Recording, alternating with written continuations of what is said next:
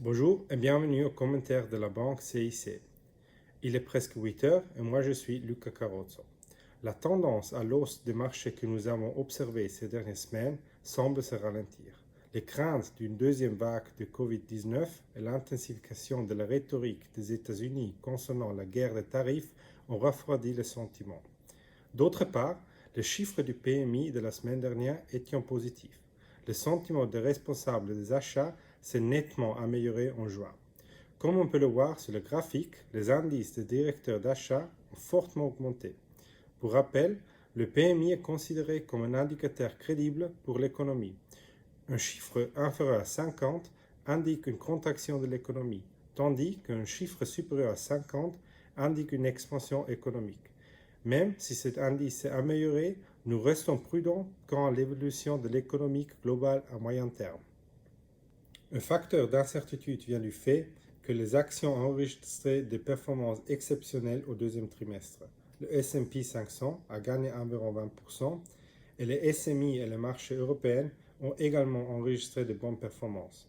Sur le graphique, vous pouvez voir les performances de différentes régions au deuxième trimestre.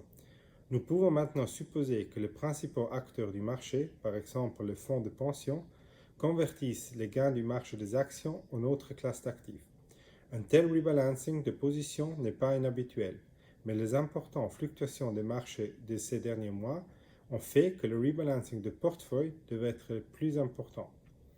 En fait, la banque américaine Wells Fargo estime que le rebalancing de classes d'actifs pourrait être le plus important de ces dernières années, ce qui devrait certainement apporter une certaine volatilité au marché. Du point de vue de données économiques, cette semaine est plutôt dominée par la Suisse. Ici un aperçu de la semaine.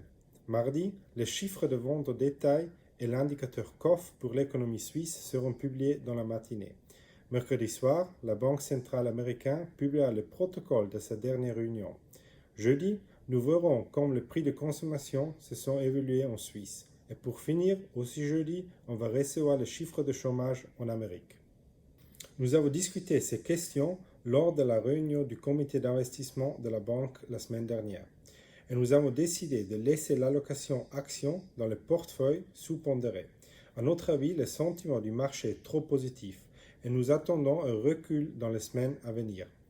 Vous pouvez lire notre analyse en détail ainsi que nos recommandations d'actions dans le CIC Weekly qui sera publié demain. Vous pouvez télécharger ces documents dans le CIC e-Lounge ou notre site internet. C'est tout de mon côté. Merci d'avoir regardé aujourd'hui et j'espère de vous revoir la semaine prochaine. Au revoir.